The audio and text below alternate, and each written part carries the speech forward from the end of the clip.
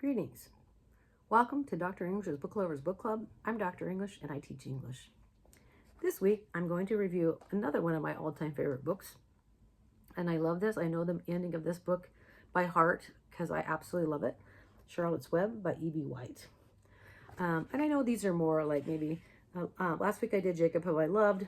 It's actually more middle school, but I think this one is too upper elementary. But I absolutely love this book. I think it's probably one of the most perfectly written books ever. And I just finished it like in a day, and I need to go and watch I like the old animated version because Paul Lynde plays the part of Templeton, and I love his voice, and I have to go watch it just for nostalgia's sake. But I did read back through it. There's a lot of things I had kind of forgotten, so it's kind of nice to go back and read a book that, a book that you love. Because I've always know what the highlights are, but there's other parts of it that I'd kind of forgotten. And so it was fun to reread it. And if you haven't read it, it's a story about Fern, and I love the name Fern, whose father was going to go out and kill the runt pig, and she just was traumatized by that. And she goes, "No, we can't kill it. I want to keep it." And so she convinces her father to keep it, and she names the pig Wilbur, and he gets too big, and her father says he's got to go over to Homer Zuckerman's, her uncle. So she sells him for $6 to her uncle Homer. And then she goes almost every day, to go and see Wilbur. And Wilbur makes friends with all the animals at Homer Zuckerman's farm. And most especially is a gray spider named Charlotte. But there's just this whole community of the geese and the Templeton the rat, and then you have the sheep that are, they have been around a while because, sheep are, there for their wool. So they've been hanging around. They don't have the demise of some of the other animals, including Wilbur. And so I love this book in so many ways because I think it's the goose that tells, Wilbur what his end is going to be. And it's just like, how can I be saved? So that's how he becomes close to Charlotte, because Charlotte devises a plan to save Wilbur. And as some of you know, she starts to weave words into her spider web so that people would be, would consider what a special pig Wilbur is. Although Fern's mother so lovingly put it, seems to me it's the spider who's special. And I'd have to agree with her mother on that. It seems like Charlotte is the special one. And and it all starts out where she says salutations, and he's asking Wilbur if he can see her. The other thing I like about this is Garth Williams is one of my favorite illustrators, and this is just a lovely picture of Wilbur looking up at the spider. And so I really love the illustrations too. If I'm not mistaken, I think Garth Williams may have also done a Little House on the Prairie books. But here is the excerpt that I wanted to read. She says, "See me now?" "Oh, yes, indeed," said Wilbur. "Yes, indeed. How are you? Good morning. Salutations. Very pleased to meet you. What is your name, please? May I have your name?" "My name," said the spider, "is Charlotte." "Charlotte what?" asked Wilbur eagerly. "Charlotte A. Cavatica, but just call me Charlotte." "I think you're beautiful," said Wilbur. "Well, I am pretty," replied Charlotte. "There's no denying that. Almost all spiders are rather nice looking. I'm not as flashy as some, but I'll do. I wish I could see you, Wilbur, as clearly as you can see me." "Why can't you?" asked the pig. "I'm right here." "Yes, but I'm nearsighted," replied Charlotte. "I've always been dreadfully nearsighted. It's good in some ways, but not so good in others. Watch me wrap up this fly." A fly had been crawling along Wilbur's trough, had flown up and blundered into the lower part of Charlotte's web, and was tangled in the sticky threads. The fly was beating its wings furiously, trying to break loose and free itself. "First," said Charlotte, "I dive at him." She plunged headfirst toward the fly. As she dropped, a tiny silken thread unwound from her rear end. "Next, I wrap him up." She grabbed the fly, threw a few jets of silk around it, and rolled it over and over, wrapping it so that it couldn't move. Wilbur watched in horror. He could hardly believe what he was seeing, and although he detested flies, he was sorry for this one. "There," said Charlotte. "Now I knock him out so he'll be more comfortable." She bit the fly. "He can't feel a thing now," she remarked. "He'll make a perfect breakfast for me." And then there's the little dot, dot, dot. Charlotte stood quietly over the fly, preparing to eat it. Wilbur lay down and closed his eyes. He was tired from his wakeful night and from the excitement of meeting someone for the first time. A breeze brought him the smell of clover, the sweet-smelling world beyond his fence. Well, he thought, I've got a new friend, all right. But what a gamble friendship is. Charlotte is fierce, brutal, scheming, bloodthirsty, everything I don't like. How can I learn to like her, even though she is pretty and, of course, clever? Wilbur was merely suffering the doubts and fears that often go with finding a new friend. In good time, he was to discover that he was mistaken about Charlotte.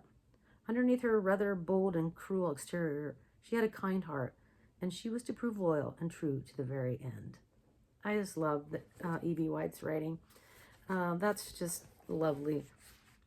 Because it just shows so much. Like Wilbur's like, well, I don't know about her. She's pretty bloodthirsty.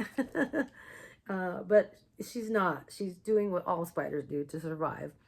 And she's going to help Wilbur survive, despite the fact that a spring prig is probably not going to make it through the next fall. And so some of you know the story that, he goes to the fair, and really it's one of the, between Jacob How I Love, Bridge to Terabithia, and Charlotte's Web, I can't think of any three other books that I cry every time I read it. I was sitting here finishing up, and I couldn't help crying because of the ending of the book, because Charlotte's so brave and so generous to Wilbur, and I just, and then Templeton actually, he's not the bad rat that everyone thinks he is, because he does do something pretty courageous at the end. And Templeton has always been one of my favorite characters of all time. I just think, I think about, shows that I watch and things I see, and I just think, man, I think they based that on Templeton the Rat and Charlotte's Web. Definitely I would recommend this if you were teaching middle school, or even like fourth or fifth grade.